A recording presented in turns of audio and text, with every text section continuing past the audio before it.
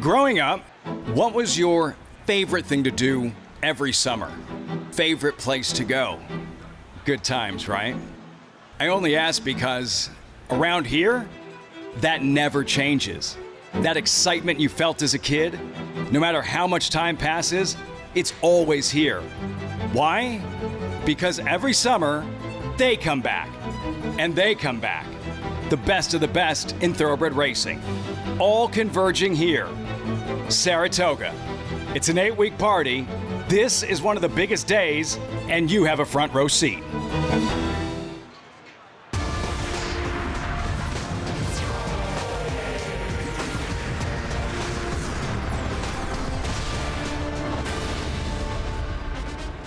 Fox Sports welcomes you to Saratoga Racecourse in Saratoga Springs, New York. It's a party, all right. Packed house on this Saturday afternoon, and this crowd is fired up because a classic winner runs today. Early voting, Preakness winner, his first race since capturing the Preakness. Trained by Chad Brown, one of the very best in the sport. He grew up 16 miles from here. His dream to win the Travers, very much alive. Same can be said for North America's all-time leading trainer, Steve Asmussen.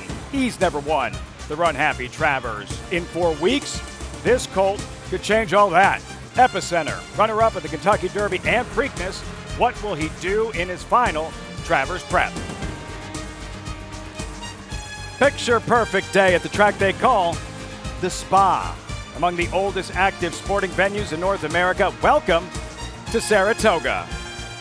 Trackside, welcome everyone. I'm Lafitte Pinkai. So 4 weeks from today, Saratoga's signature event will take place, the Run Happy Travers. And that's what makes today's race so important. The Jim Dandy, it is the final local Travers prep. Now, this isn't like the playoffs where it's like win or go home. Instead, consider this a final dress rehearsal. A final dress rehearsal with a $600,000 purse. The Jim Dandy Field morning line odds. It is the America's Best Racing's Race of the Week. 4 runners. Number 1, Western River is out. Ran in yesterday's Curlin, but the big 3 are in. Epicenter, early voting, and Zandon. So welcome in my co-host. He's a Hall of Fame jockey, Gary Stevens, Kentucky Oaks winning trainer, Tom Amos. Tom, I wanted to start with you and the headliners in today's Jim Dandy. There's a lot of familiarity, mixing it up with one another in Triple Crown races, but why does it feel nothing has been decided in terms of who's the best 3-year-old?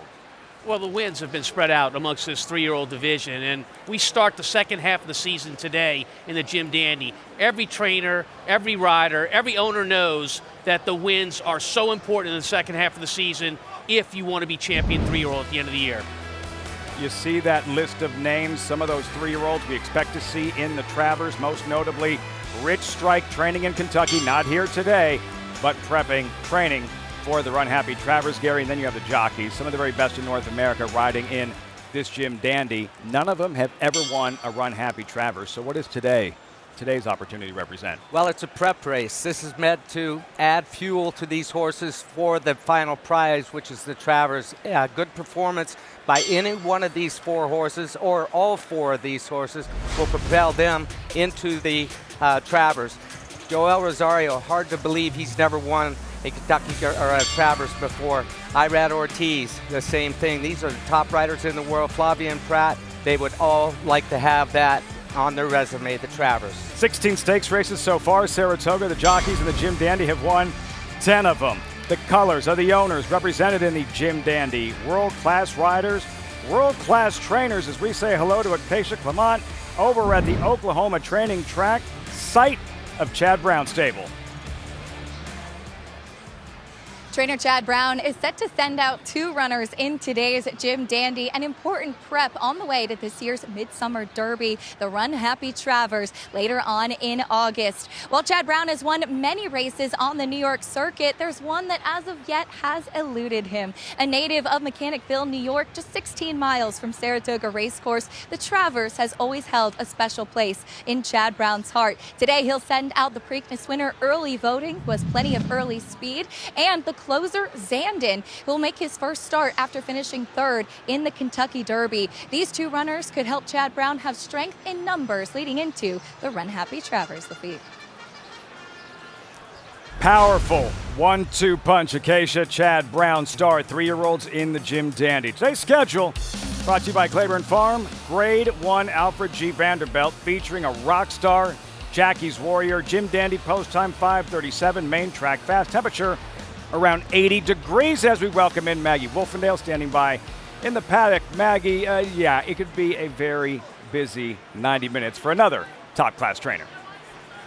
That's exactly right. Hall of Famer Steve Asmussen nearly 51 weeks ago to the day became the winningest trainer in North America based upon wins. And as of right now, he's sitting at 9,847 wins. But it'd be nice to add to the tally with 2 big chances coming up, as in the Jim Dandy in about 30 minutes, he'll be sending out Epicenter, in which he looked as though he was on his way to deliver Steve his first Kentucky Derby win. It would not happen.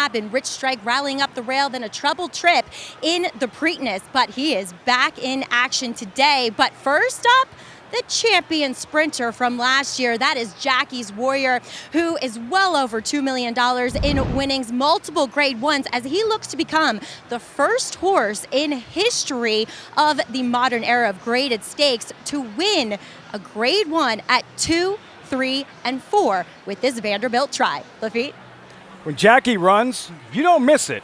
Everyone watches. Explosive, fast. Like, think Ricky Henderson. He'd reach base, eyeballs glued waiting for him to steal another. Usain Bolt, one of the fastest humans ever. Electric, must-see, 8-time Olympic gold medalist. Wide receiver Tyreek Hill, the cheetah. Every time he touches the ball, out of your seat. Now a dolphin, of course.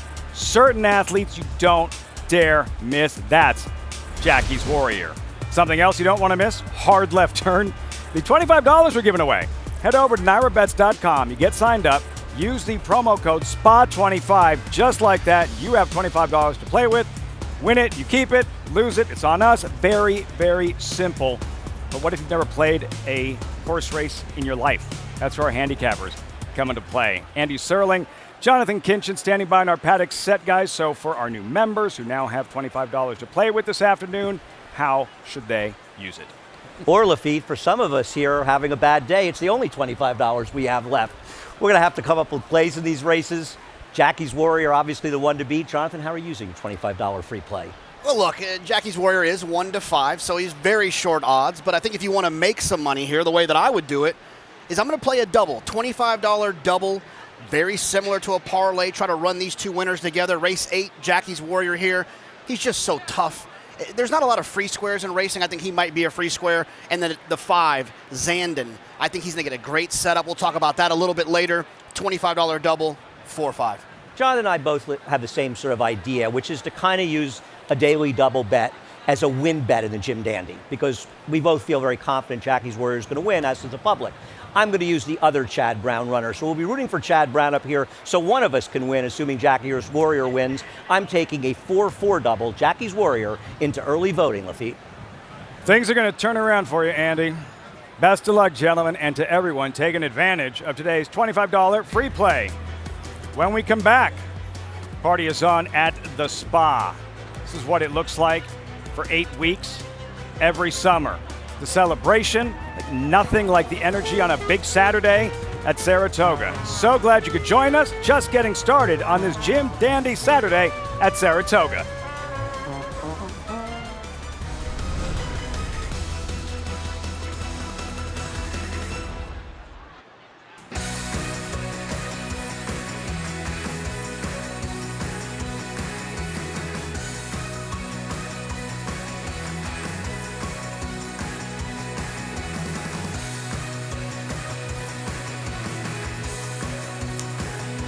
You're watching the Jim Dandy on Fox, brought to you by America's Best Racing. For the love of the race, visit americasbestracing.net today. That was last night on Broadway, downtown Saratoga. Lively Friday evening. So how far from downtown to the racetrack? Real close, less than a mile. Like horses in the Jim Dandy will run farther. Our thanks to the guys flying the chopper. Updated odds for the first Grade 1 event, first graded stakes race of the afternoon. Alfred G. Vanderbilt, no surprise here. Jackie's Warrior, trained by Steve Asmussen, 1-5, as is Epicenter pictured on his way over. 3-2 morning line favorite for the Jim Dandy. Probably still wondering, like, how did Rich Strike ever beat me at 80-1 in the Kentucky Derby? In the paddock here, riders up. JK, Andy, no such thing as a sure thing while we're looking at Jackie's Warrior. I mean, he does still have to beat 5 other very good sprinters. No question about it, and he is running against some very good horses, and probably his chief competition is the horse right inside of him, the 3, New York Traffic. Yeah, look, New York Traffic is a horse who has run big races in the past, and he has run races that are comparable to some of the races that Jackie's Warrior has run. But to your point, he's drawn inside of him. I think if he had a chance to upset, he'd want to be on the outside of Jackie's Warrior. I have a feeling Jackie will be so far in front of him early it may not matter. A win in this race by New York Traffic, and he'll exceed more than $1 million in career earnings. Inside of him might be the horse you call the now horse, because the 2, Willie Boy, he's in the best form of his life in his last 3 races. Not only is he in the best form, he's a very, very fast horse. We like to talk about speed figures, the higher the better. Pace figures, or how fast he ran early. He runs very fast early. But is he fast enough to keep up with Jackie's Warrior early? And if he is, does that compromise his chances late? I think it does, because he's never had a horse like Jackie's Warrior run at him at some point during the race. He's been facing lesser than Jackie's Warrior. I think he's in trouble today. Horses are hitting the track, Lafitte. This is Saratoga. They don't hand or give anything away. Grade 1 race, Alfred G. Vanderbilt, post-parade, there is knee-deep in snow. Ricardo Santana won 5 Grade 1 races last summer. Having grown up in Saratoga, I know what it's like to be knee-deep in snow. He's knee-deep in this race against this competition. Willie Boy, Chantel Sutherland, first ride of the meet. A ton of early speed from this horse, but he's got a monster 2 horses outside of him. Number 3, New York Traffic. He's won his last 4 sprints. Probably overall the most accomplished horse in this race, not named Jackie's Warrior. Right on cue, Jackie's Warrior, a sprinting machine out to make history. A sane person can make an argument that this horse likes Saratoga more than me. It's pretty close. 4 for 4 at the Spa. Jackie's Warrior, long-range toddy, never sleep on trainer Dallas Stewart in a big race. He's won over $1 million, and 3 years ago, he won a major Kentucky Derby prep. Number 6, Doc Amster, high-riding Hall of Famer Javier Castellano. He ran pretty fast last time when he got loose on the lead. There's a 0% chance he'll be loose in this race. 18-1, 38th running of the Alfred G. Vanderbilt. 6 sprinters, all eyes on one. Jackie's Warrior over to Acacia with his Hall of Fame trainer, Steve Asmussen. And Jackie's Warrior has made so many fans along the way, and I think a fan of you as well, Steve. Tell us what it's like having Jackie's Warrior in the barn. Well, absolutely. Just a huge fan of his. You know, we all know what's on the line today. If he can win today, be the first horse ever to win a Grade 1 3 years in a row at Saratoga. And just extremely nervous about that opportunity because of how much we want it for him. He's been incredible to follow, but in just a little bit, you're also sending out Epicenter, his first start since the Preakness. What have you seen from him coming into this Jim Dandy? Well, I think Epicenter's go-to thing is his consistency. He's just been a wonderful horse to train, to be around. He's run some very solid races. I think that, he's been a little unlucky on an occasion or two, but that's what happens in great horse racing. But obviously we're excited about getting him back in the Jim Dandy with obviously the Travers as his major goal this summer. Always appreciate your time, Steve. Best of luck. Thank you very much. Appreciate it. Lafitte. You could hear it, the emotion in his voice and what this one would mean to Steve Asmussen, Jackie's Warrior, who he isn't just fast, he is a warrior. Last summer's Alan Jerkins, race of the summer, it was the race of the year. Jackie's Warrior, life is good in an absolute throwdown. 2 of the best in the sport, and in the end, Jackie's Warrior would not be denied. Jackie's Warrior next in the Vanderbilt.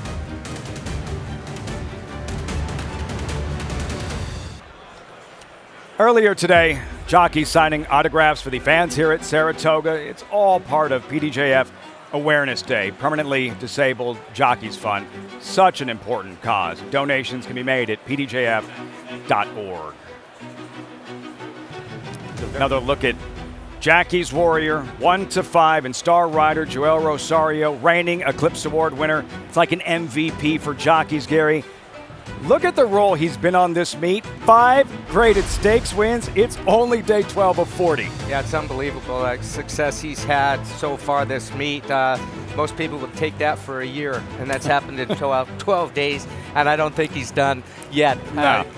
Should be getting his picture taken here in about, 4 minutes. We'll see. Well armed today. How quickly he runs. Jackie's Warrior there. Later, Epicenter in the Jim Dandy. We check in with Maggie Horseback. Thanks, Lafitte. And if anybody doesn't know, I am one of Jackie's Warrior's biggest fans. And he looks as he always does out here, a superior athlete. But I think the best quality about Jackie's Warrior is that he is supremely intelligent as a horse. And you can see that by the way he looks at the people, at the horses around him. He just knows he's better than a lot of them. Now, let's talk about the few scenarios that could get Jackie's Warrior beat and what has gotten him beat since he's been exclusively sprinting since a 3-year-old. One, he missed the break. Now, if that happens, there's a lot of other speed in here, and he's going to be having to take the catch-up role. 2, too hot of a pace, but that was in the Breeders' Cup, and that's when he exited that race having to have minor surgery on an ankle. So all things good heading in here. Love what I'm seeing from Jackie today. New York Traffic, his stiffest competition. He can be fast from the blocks, and Arad Ortiz has given him a serious warm-up. The most exuberant warm-up of any of the horses out here, has kept him moving throughout. And let's talk about Willie Boy. This is the first time I'm laying eyes on this horse, shipping in from Gulfstream Park, looking for his 4th win in a row for trainer Jorge Delgado. He looks great here. I mean, besides Jackie, I like what I'm seeing from Willie Boy. Very stout horse, your typical sprinter. I don't know if I'd necessarily want him at this level, though, going anywhere beyond the 6 furlongs, Lafitte. Yeah, just to clarify, nobody has a bigger crush on Jackie than Maggie. Like, love at first sight. To Maggie, Jackie's Warrior is the Beatles. Tom, what are we looking for here right from the start? Well, I think the 4-horse Jackie's Warrior is not only going to try to go to the front with Joel Rosario, but he's going to try to discourage these other horses and these other riders from trying to challenge him early. There is other speed in the race, but for Jackie's Warrior to be able to make the lead and make the lead clear of this group, that enhances everything for him. Not that he needs it, but it just makes it so much harder for anyone else to participate in the race. Look for him to be off the rail a little bit. They tend to leave Jackie's Warrior off the rail. They're willing to give up ground in the race to go a little bit wide and relax him a little bit in the race, save some gas in the tank for the end of the race for Jackie's Warrior. Maybe, just maybe, the weight he's carrying in the saddle and on his back, 127 pounds, much more than anybody else, comes into play in this race.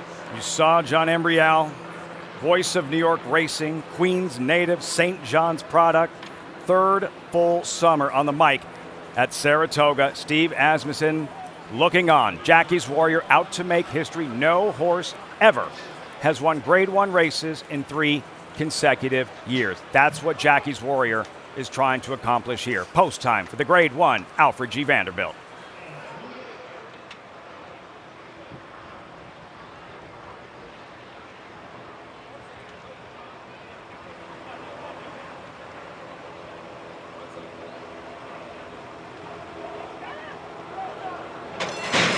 And they're off in the Alfred G. Vanderbilt handicap, and Jackie's Warrior came away in good order and is going out for the early lead, challenged on the outside by Doc Amster. Doc Amster and Jackie's Warrior, they are heads apart. Doc Amster has taken the lead from the high weight and the big favorite Jackie's Warrior. Willie Boy is down at the rail, running in 3rd. Long Range Toddy is next in 4th. Then the gray, New York bred, New York Traffic, racing in 5th, knee deep in snow, trails the field in 6th. The opening quarter mile in 22 and 1/5 seconds, and now Jackie's Warrior moves right alongside of Doc Amster, and the two of them are together midway on the turn.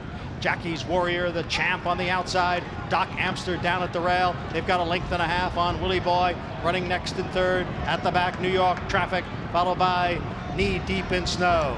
The half mile in 45 seconds, and they come into the stretch, and confidently ridden here by Joel Rosario. It is Jackie's Warrior who has the lead with 1/8 of a mile to the finish. Jackie's Warrior in front by 4 lengths. Knee Deep in Snow has moved into 2nd. And Jackie's Warrior remains undefeated here at Saratoga, and he wins an unprecedented Grade 1 stakes at the Spa for the 3rd straight season. Jackie's Warrior, a true thoroughbred champion. History made at Saratoga. Jockey's Warrior, Grade 1 victories in 3 consecutive years. Trainer Steve Asmussen, so proud of his champion, Jockey's Warrior, in another flawless performance. Yeah, and Lafitte, just want to explain to everybody out there that there was an 11-pound weight differential between Doc Amster and your winner, Jockey's Warrior. That's why that horse was in front of him. It took him a while to get that weight moving forward, but you'll never see a horse win as easy as he has won his last 2 efforts. He's just made it an easy job, Tom. This race wasn't without some drama.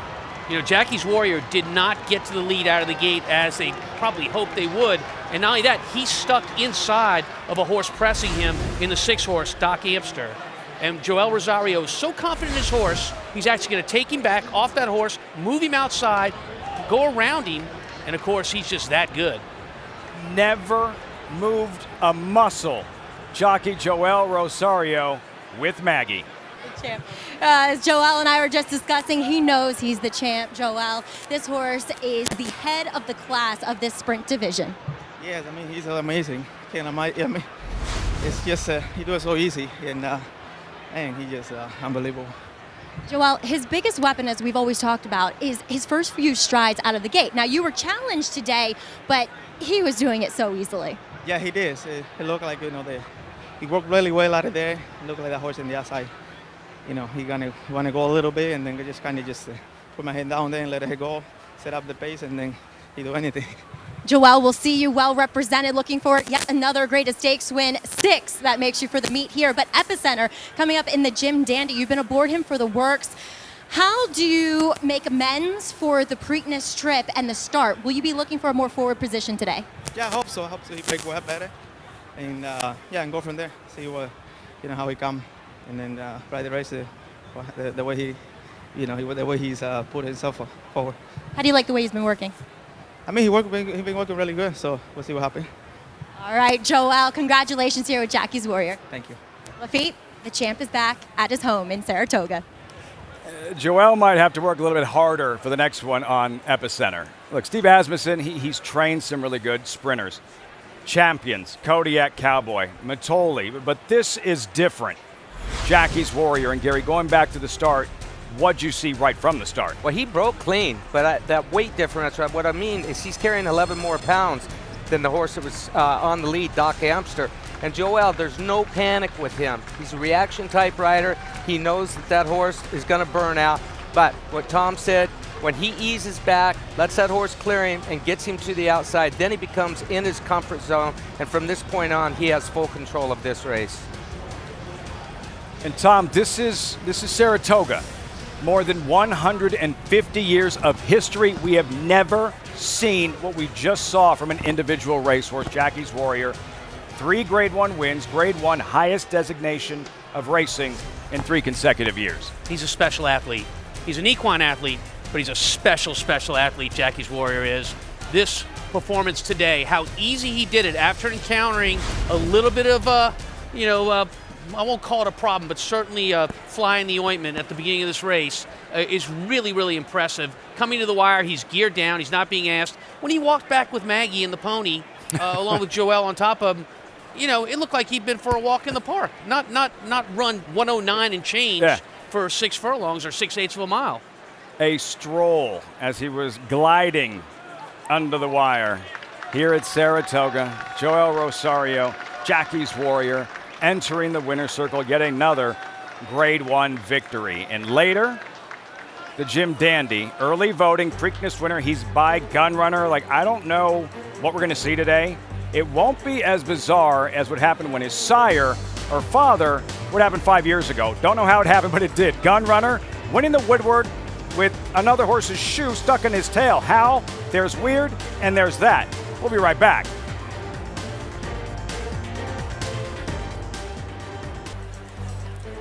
You're watching the Jim Dandy on Fox. Brought to you in part by Claiborne Farm. 100 years doing the usual, unusually well.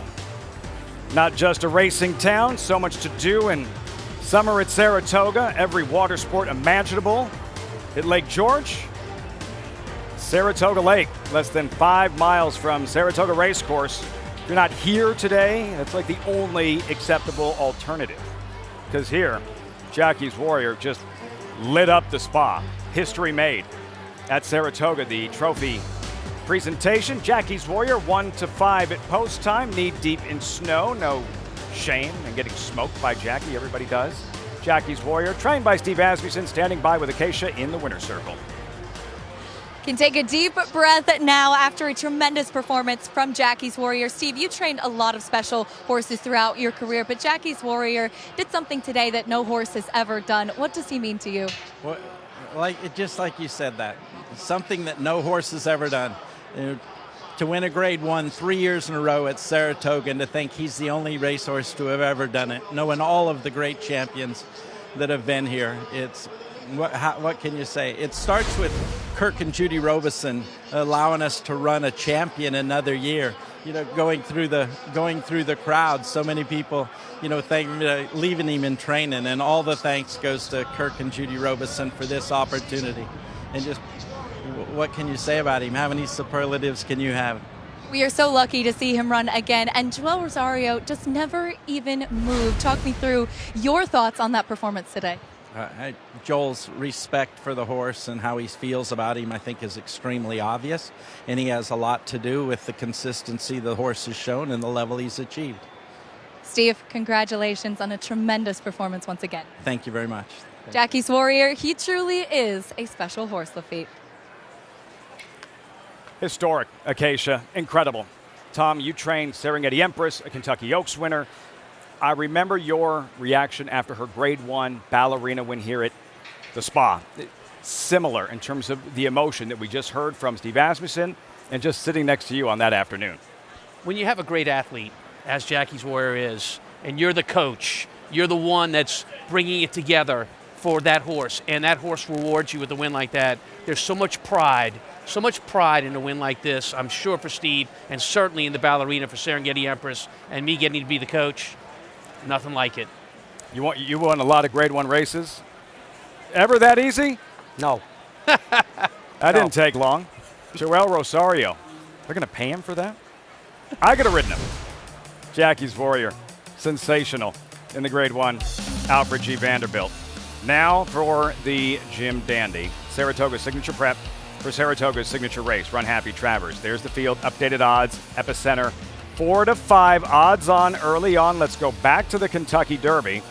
Gary, Epicenter going to strike the front. He's the favorite. Zandon to his outside, and somebody named Rich Strike is going to blow the whole thing up at 80-1. Yeah, and both these horses got perfect trips from the riders, Joel Rosario and Flavian Pratt. They were battling it out. Zandon looked like he was going to go by at the 16th pole. Couldn't do it, and up jumps Rich Strike. Epicenter, why was he the favorite in the Derby and the Preakness? What makes him the colt that he is, Tom? Well, I mean, think about it like you think about March Madness. This year, Gonzaga was the overall #1 seed. They got to be that seed because they had faced great competition, and they were very successful against that competition.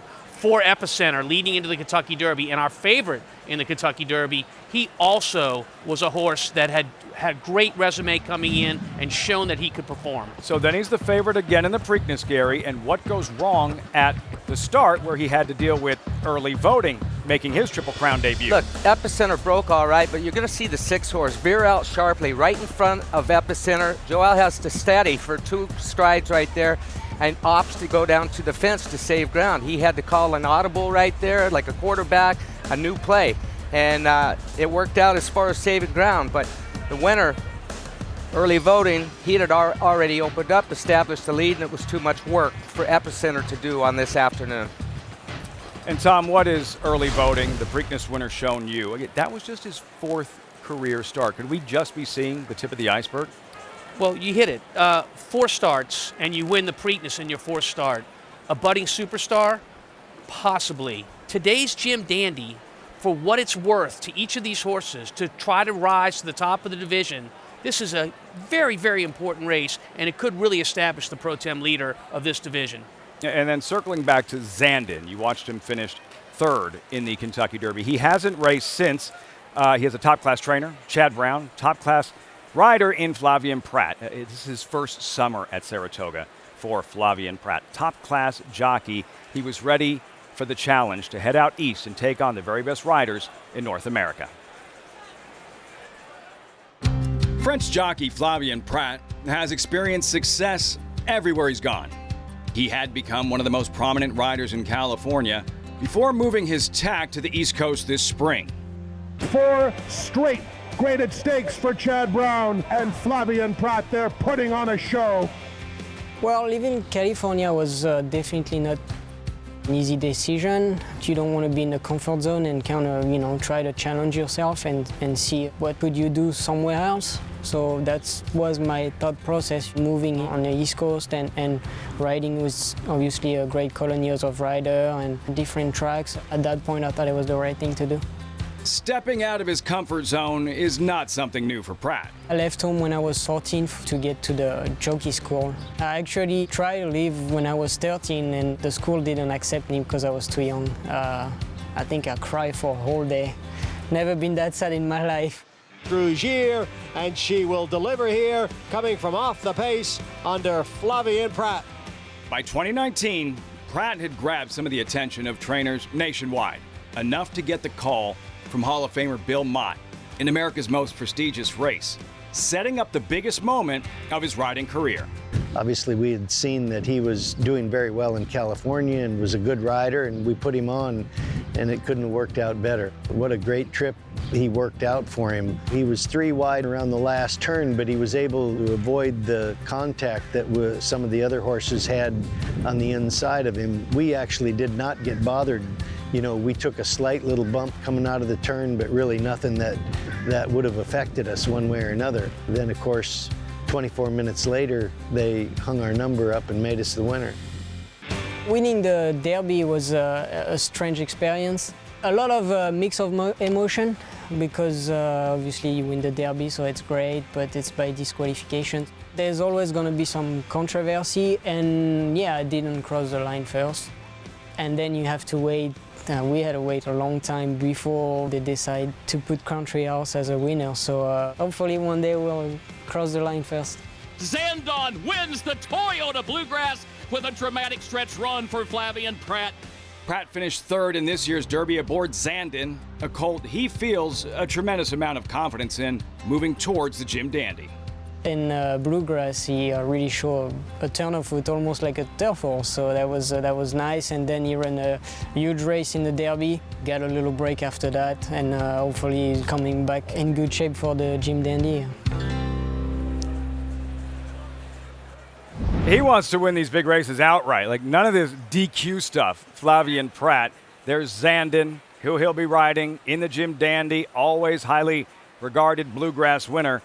And just look at the damage Pratt has done in Triple Crown races, like in the clutch. All of these in the money finishes in Triple Crown races. His biggest moment, of course, he won the Derby Country House, as explained, by disqualification. But last year's Preakness, having won with Rombauer Gary. But for Pratt, it's not just his physical attributes why he's been so successful. Now, he's a very cerebral rider. He thinks things out in real-life experiences, but he takes educated risks on the racetrack. A very smart guy. His move coming out here to New York was probably the smartest move that he's made in his young career. Mixing it up with the best, Pratt Zandon in the Jim Dandy. Packed paddock, much more from Saratoga as we get closer to the Jim Dandy. How hard is it? The Jim Dandy Travers Sweep. Street Sense did it, 2007 Derby winner. Stay Thirsty after running second in the Belmont. He took care of business up here. Last year, Essential Quality ran roughshod in New York. Belmont, Jim Dandy, Run Happy Travers winner.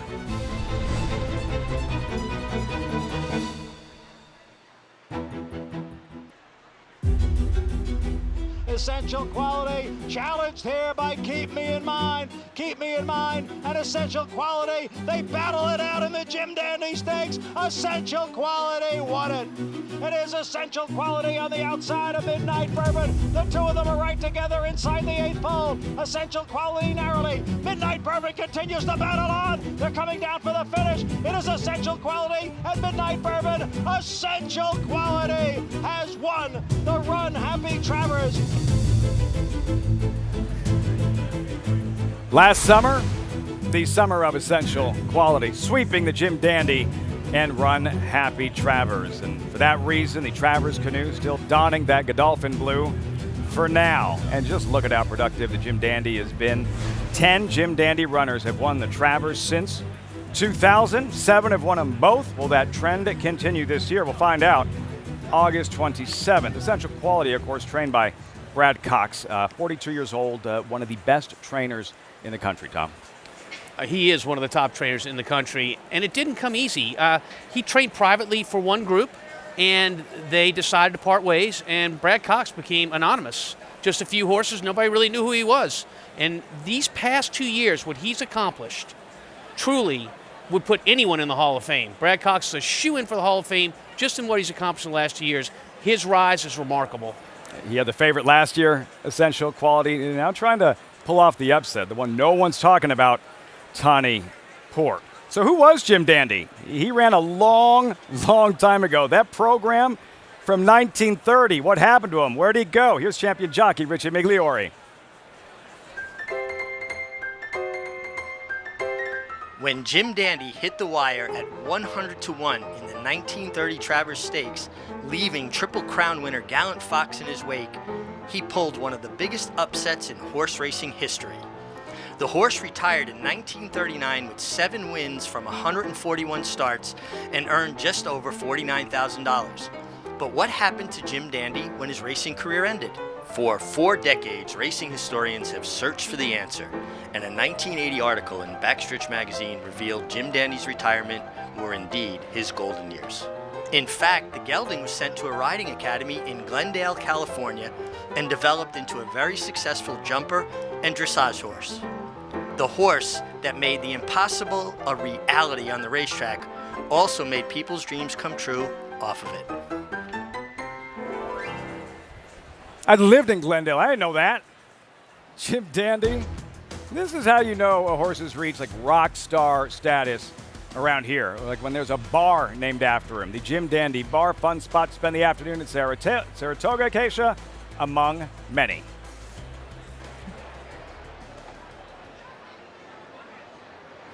I'm here on the second floor of the new and improved Paddock Suite Bar, one of the best places to watch the races here at Saratoga Racecourse. You have a stunning view of the paddock where you could get an up-close look at our equine athletes and connections, nicknamed the Treehouse by some, and it's easy to see why, but that's not the only place where you can watch the races here at the spa. Check out the 1863 Club, a brand new facility. You can stay cool while you watch the races as well, with some great restaurant opportunities. At the top of the stretch, the verandas are a perfect location to be when you see horses make their final move into the turn and heading towards the finish line. In the backyard, the tried and true, the picnic tables, people running to stake their claim on that prime real estate in the backyard. And on the clubhouse turn, the tailgate spot.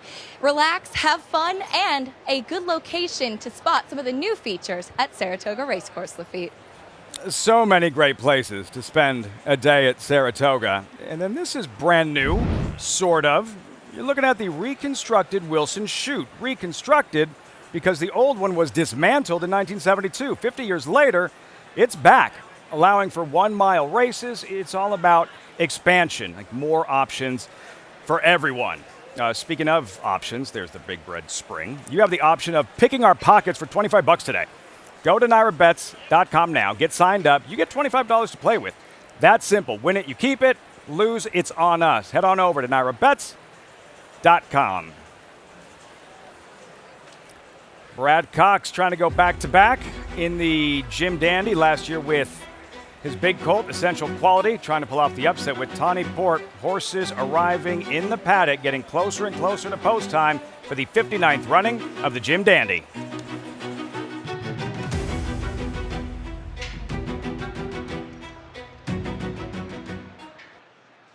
Hall of Famer Steve Asmussen, North America's all-time leading trainer.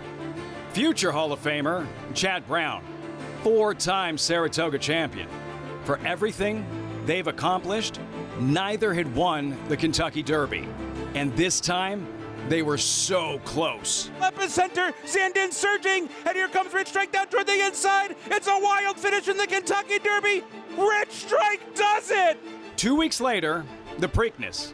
Asmussen back with Epicenter, And while Brown paused with Zandon, he had another colt in his barn, one with fresh legs. Early voting shifting over to the rail. It's early voting to take it from Epicenter. A second Preakness win for Brown, more frustration for Asmussen. In moments, they all meet again. One final prep for next month's Run Happy Travers. The Jim Dandy is next. So many storylines. Today's Jim Dandy, high above Saratoga Racecourse. Excitement building, getting closer and closer to post time for this marquee Run Happy Travers prep. Gentlemen, we're going to meet the jockeys in just a moment, so let's talk strategy. Why so much intrigue about what might happen at the start of the race? Well, it's a short field, and because what happened at the Preakness, I think that Joel's going to want to lay closer with Epicenter. I believe that early voting has more early speed, but it's going to be cat and mouse. How much will early voting, how much speed will he show early on, and what decisions will Joel have to make? Listen, you asked me to talk to Joel. I wasn't going to get anything out of it. I know him like my son. He wasn't going to tell me what he was going to do. He's one of the best reaction riders in the game, and you just saw him on Jackie's Warrior pull an audible down the backstretch. He reacts, and he's usually the right decision. Something to watch right from the start of this Jim Dandy. Epicenter and early voting. You see the field, updated odds, 4 of them, mile and an eighth. Epicenter, even money. As we turn things over to the voice of New York racing. In just a moment, we will be meeting the jockeys to ride in this Jim Dandy. It's a tease, gentlemen. Until a tease. Building towards the drama. Now we're ready. John Embrial with the Jockey Intros. Johnny. Riding Louisiana Derby winner number 2, Epicenter, is 2021 champion jockey Joel Rosario.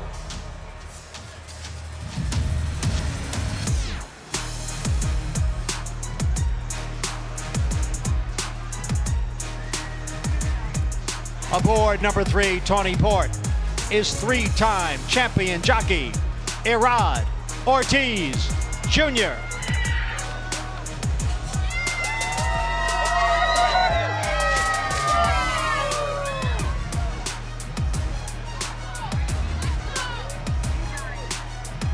Number 4 is your Preakness winning team of early voting and Jose Ortiz.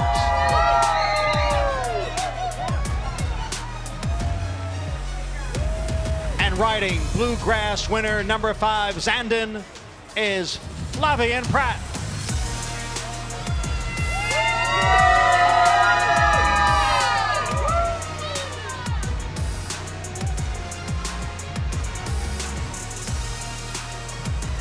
Like being at the Orange Bowl in the 80s. We're close to it.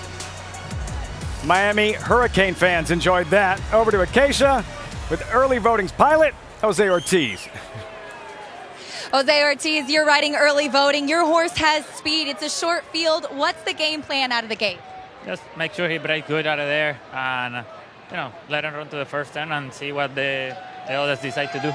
You've been aboard him regularly in the mornings and every one of his starts. How has he come along and progressed into this race? Yeah, he's doing amazing.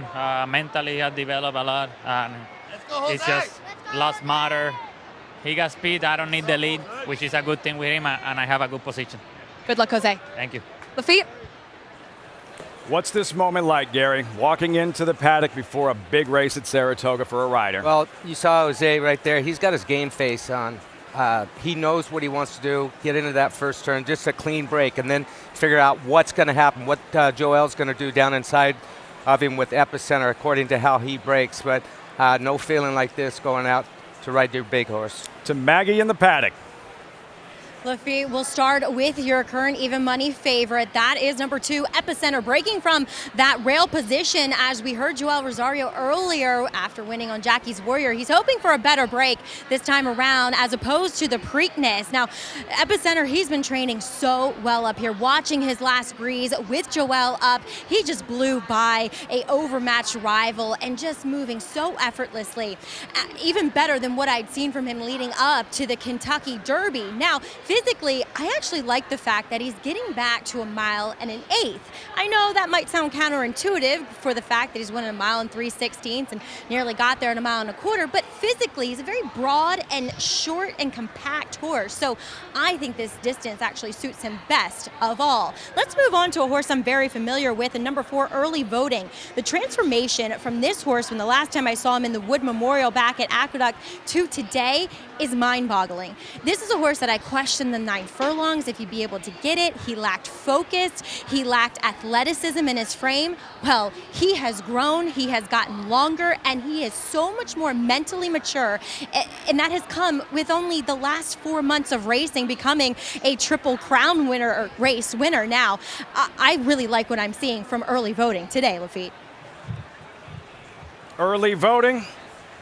Maggie, thanks so much. And now time for that moment Tom hates, Gary loves, when everything is out of the trainer's hands and in the jockey's hands. Here's Carson Kressley with the call for Riders Up.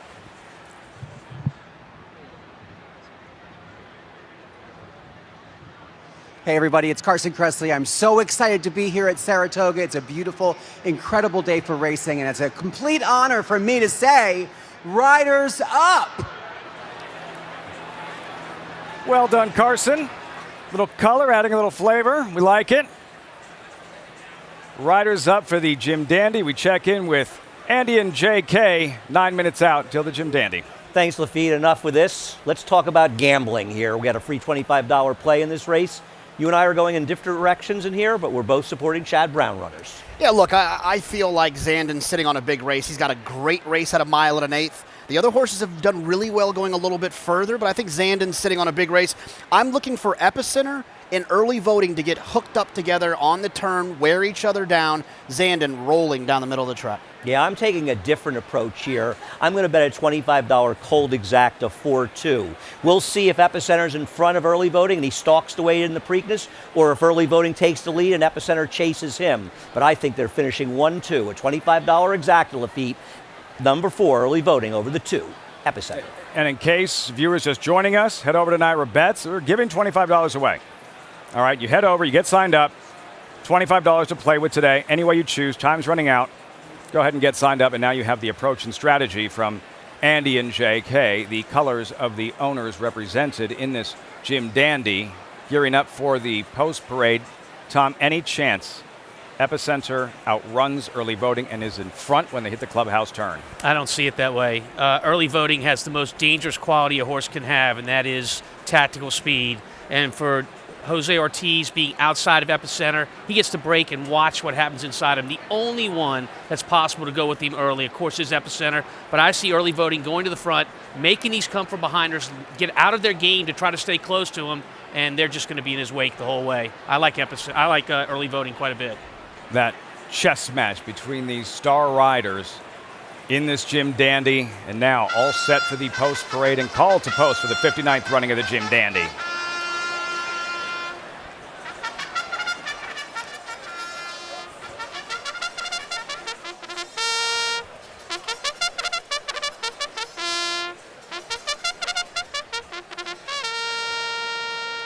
We start with Epicenter. For all those near misses, he still might be the nation's best 3-year-old. He used to have a lot more speed than he's shown in his last 3 races. Expect him to have more early speed today. Number 3, Tawny Port, rapidly improving Ohio Derby winner. He's facing 3 horses that are nothing like the horses he faced in the Ohio Derby. Waters get a little deeper. Early Voting, lightly raced Preakness winner. He has been tremendous and gotten better with every start. He is faster early than Epicenter, but will Epicenter have more intention to be forward here? Number 5, Zandon, striking colt. Flavian Pratt aboard the Bluegrass winner. It's my opinion that at 1 mile and an eighth, 9 furlongs, Zandon has run the best race. I think he's going to get a setup today rolling down the middle of the track. Runners in the Jim Dandy. What the field lacks in volume, no shortage of star power in this final. Most important, Travers prep and the hardware awaiting the connections. Who's going home with the Jim Dandy Trophy? Horses warming up, 6 minutes out. The Jim Dandy is next.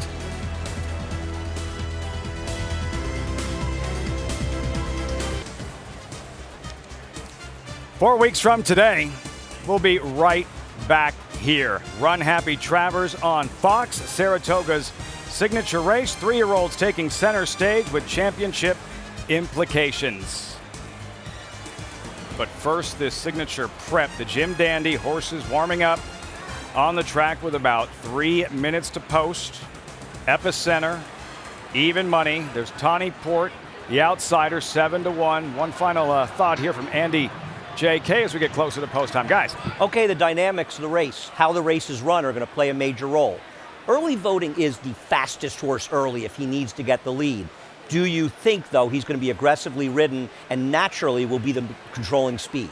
We'll see. I'm interested to see what happens with Epicenter and Joel Rosario. Fairly or unfairly, there was some criticism on his ride in the Preakness. People thought he should be a little bit more forward. Very similar to an offensive coordinator who threw the ball too much week 1. Week 2, suddenly he's running the football all the time. I think Joel's going to send him away from there. But Zandon is the horse that you like, so you think there's going to be a pace battle. I don't agree.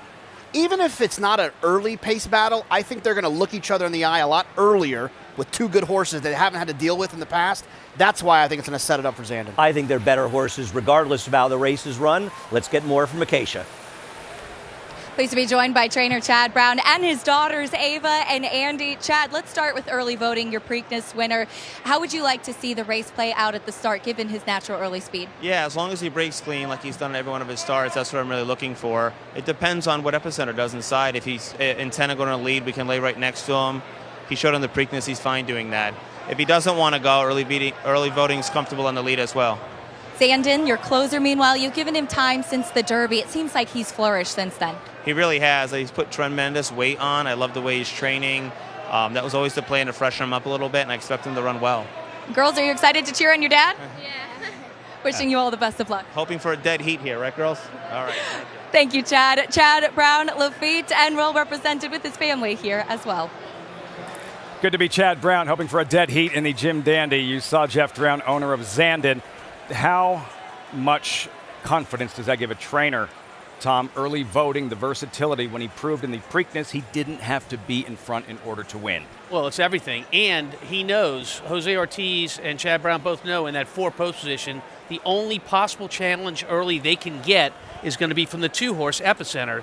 Look for Jose Ortiz to break sharp with the 4, and look for him to look over to the rail and see what Epicenter is doing, the 2-horse, and then make his decision. But I think the decision is to go to the front and make them all chase. Chad Brown smiling. Maggie, before the race, will he be smiling after the race? That's the question. It is a question, but I have a sneaky suspicion he will be. Lafitte, I can't get over how much early voting has improved. He looks sensational on the racetrack. He will be my selection in here, and he is the likeliest one to go to the lead. But let's talk about his stablemate in Zandon, as he has filled out. He has put on weight. But did he wow me like early voting? No, would be the answer. But with regards to the break, now it's always tough to judge these Steve Asmussen horses, unless it's Jackie's Warrior, in what they're going to do, because they never get big, exuberant, away from the pony warm-ups. Joel hardly broke into a canter with Epicenter, so conventional wisdom would say that no, they're not seeking the lead with him today, that they're going to play the break likely. He looks fine out here, but it was definitely early voting that has passed every test in my eyes, Lafitte. Early voting. Maggie loves what she sees. You're looking at Epicenter, owned by Ron Winchell, pictured so close to a Travers win last year. The terrific late Colt Midnight Bourbon, just run down late by Essential Quality. And of course, Epicenter that close to a Derby win, a Preakness win. Epicenter, Gary, all the talent. He is tough, primed for a big second half of the season, and the even money favorite at post time. Yeah, when we had the close-up of him there a few seconds ago, he's on his toes. He was jiggy jogging a little bit. He's got a halter on with a lip chain on to keep him relaxed. Once that comes off, he'll know that it's game time. He already knows it's game time, but you see that chain there with the halter, that will come off before he goes into the starting gate. Source is on his toes. I think Joel does ask him to run into that first turn. It's going to be a little more aggressive with him early on than he was in either the Derby or the Preakness Stakes. So I think that he will force Ortiz to really send going into the turn, so they're not going head and head. That's not going to benefit either one of them. Jose Ortiz on early voting. Tom, we were just looking at Irad Ortiz on Tawny Port. Let's not sleep on this colt rapidly improving as you look at Seth Klarman, owner of early voting, two-time Preakness winning owner. Yeah, look, I mean, you talk about nerves right now for Seth and for all the connection to these horses. But again, early voting to me, when I watch the break, I'm going to watch what he does. One thing of interest, they're going to leave the starting gate, first two stalls, or at least one of them, open with the scratch of the one horse. It gives Epicenter, the two horse who's down on the rail, a little bit more room to maneuver out of the gate. If he's not all that sharp immediately out of the gate, he's not going to get shut down by horses moving over right away. He's going to have a lot of room to recover. There you see it. That inside stall will not be used, or you will see it as they go into the gate. And that helps Epicenter if he wants to maneuver to the lead, as Gary thinks he might. Epicenter is in early voting. Jose Ortiz, Preakness winner. Zandon, Flavian Pratt, first summer at Saratoga. The Bluegrass winner will be coaxed forward, and we're all set for the Run Happy Travers prep. Post time for the Jim Dandy. John Embrial standing by.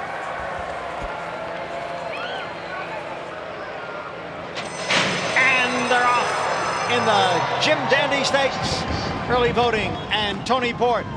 It is early voting who will have the early lead going into the clubhouse turn.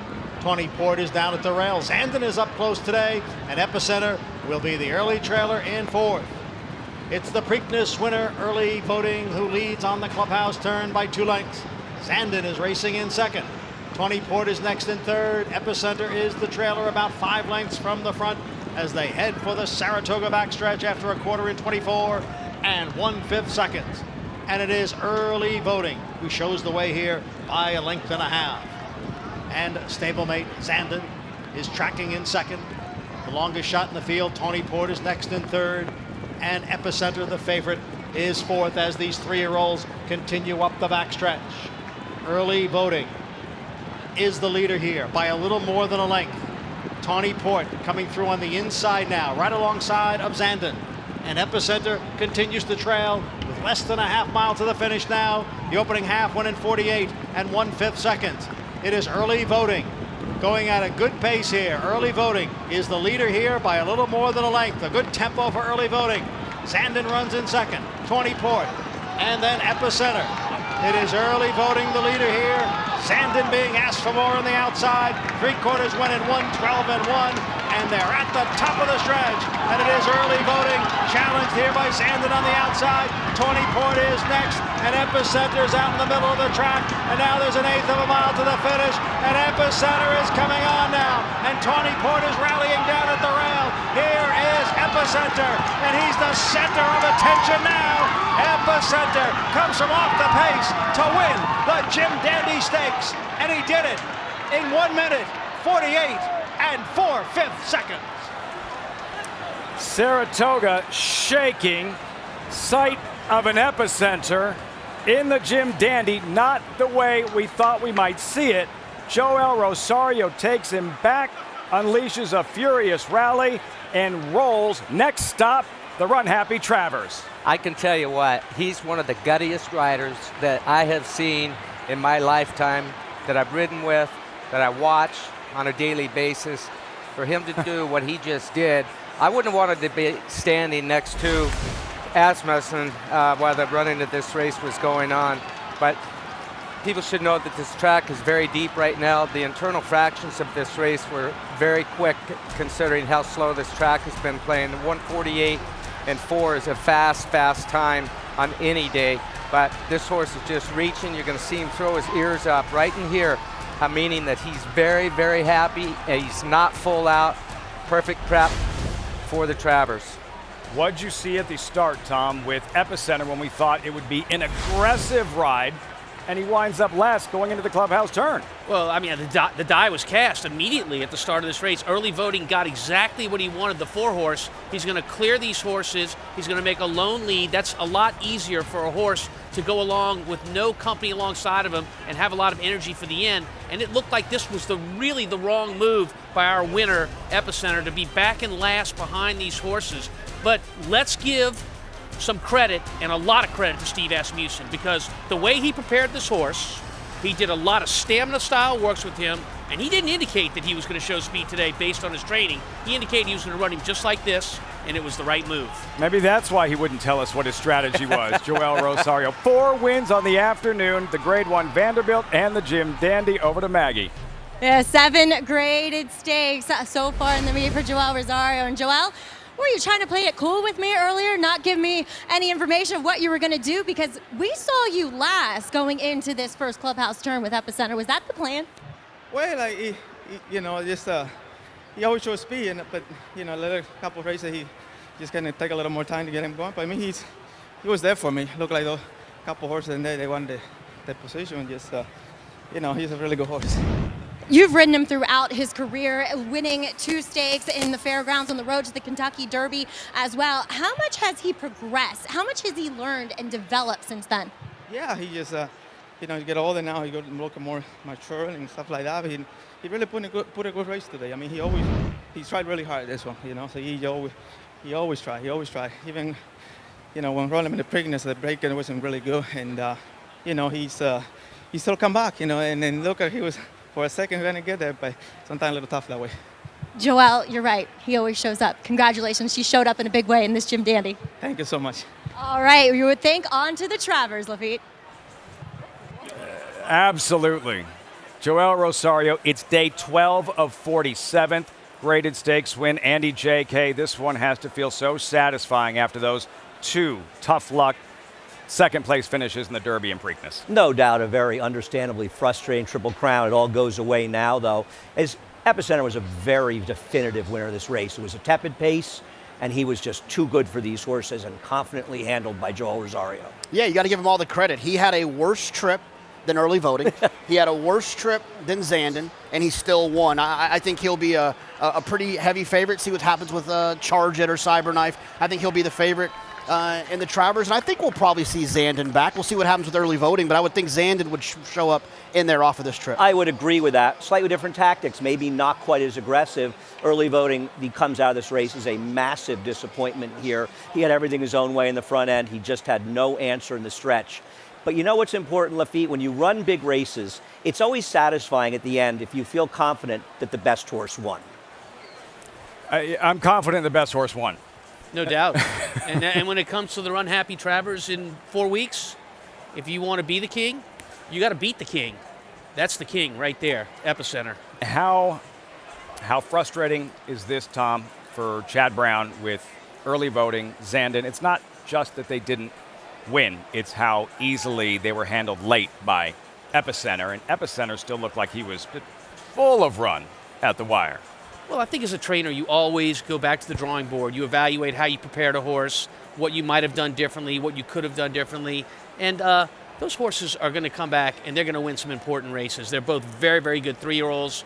But for Chad Brown, he has to reevaluate how he got them ready and whether that might have had something to do with it. Steve Asmussen, Gary, he's never won a Travers either. Second last year with Midnight Bourbon. He's been close. And same with owner Ron Winchell. Maybe Epicenter, after those tough second-place finishes in the Triple Crown, the Derby, and Preakness, maybe now's his time. And based on that effort, sensational in the Jim Dandy. Next stop, the Travers. Joel Rosario, 7th graded stakes win of the meet already on the outside. Crop uncocked, hand ride to the wire. As Gary mentioned, the ears twitching. Epicenter loving it out there. Brilliant in the Jim Dandy at Saratoga.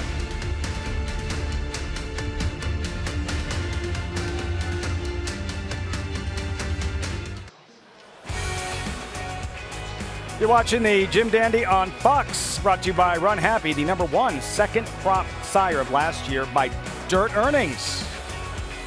Scene downtown on Broadway should be lively this evening. about a mile from the racetrack, and here at Saratoga, crowd still buzzing after that performance by Epicenter in a no doubt about it performance. The handshake, hugs all around.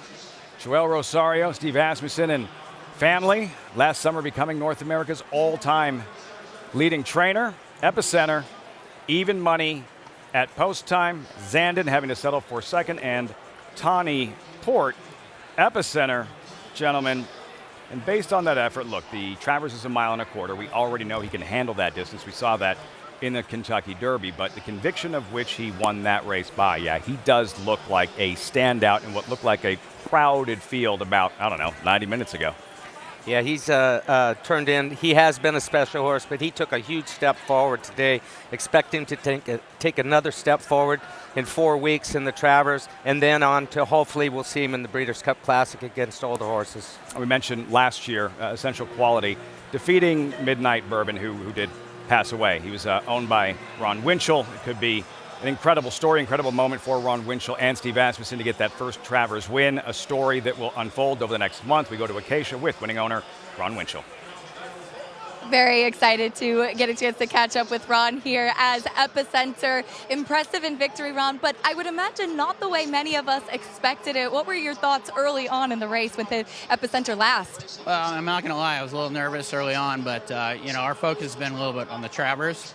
And so just get him to settle and make a nice run, and that's exactly what he did. And that's nice after coming off a little bit of second-itis to find the winner's circle again. Second in the Kentucky Derby and the Preakness. How rewarding does this win feel for your team? Redemption always feels the best in the winner's circle, so feels good. Now, is it on to the Travers and trying to continue on through the latter half of this year? Right, that was the original target. We were treating this as a little bit of a prep race, so for him to get it done in that way, in that fashion, and looked really relaxed, I think he'll do well in the Travers from there. Do you think that this win stamped him as one of the leaders of this 3-year-old division? I'd like to hope so, but we'll see what happens after the Travers. I think the Travers will define that. Appreciate your time. Congratulations, Ron. Thank you. The Winchell team and the Asmussen team with a terrific performance from Epicenter on to that Run Happy Travers defeat. Acacia, thanks so much. And again, just not that he won, it's how he won, and the tactics that we assumed we would see early from Epicenter. Yeah, I mean, Steve gave us some hints that they were going to run the way they ran. Look, there was no real warm-up before the race, Gary. They kind of kept him with the pony, kept him relaxed. And then before that workout, that big workout that Steve gave this horse is unlike a typical Asmussen workout for one of his horses. We've watched hundreds of his horses work before big races, and that's not what he usually does. It was all built around stamina and endurance. Nothing that indicated he was going to show speed today. And don't look now, but the 80-1 shot who won the Kentucky Derby, he's headed for the Run Happy Travers, Gary. 80-1, second biggest upset in the history of the Kentucky Derby, licking his chops at another shot at Epicenter. He will be here, but a disappointing effort the last time we saw him in the Belmont. Yeah, disappointing, and he's going to be facing a completely different Epicenter than what you saw in May. We saw a horse that's grown into a man today. I think he's ready to tackle older horses when the time comes, some of the best horses in the country. He joined that upper echelon of not only the 3-year-olds, he's at the top right now, but the older horses too. Andy, JK, have we decided in terms of Rich Strike, was the Derby a fluke, or will we see the Kentucky Derby version of Rich Strike in the Travers? It will remain a fluke until he shows he can do it again, but there are a lot of shooters out there. Arturius, impressive winner of the Curlin yesterday, but a horse for Todd Pletcher, Charge It, who was ultra impressive in his last start at Belmont Park. Yeah, Charge It was awesome last time in the Dwyer. He won by 20 lengths, like basically the length of the stretch. He's a very impressive horse. He was kind of a goofy, immature second in the Florida Derby. I'm looking forward to seeing Charge It run in the As am I. And Cyberknife, who got a great trip and a great ride, but improved to win the Haskell. But he's going to have to improve a lot to run against Epicenter and the others. A lot more good stuff to come, Lafitte. We get to do it all over again. 4 weeks. Run Happy Travers on Fox.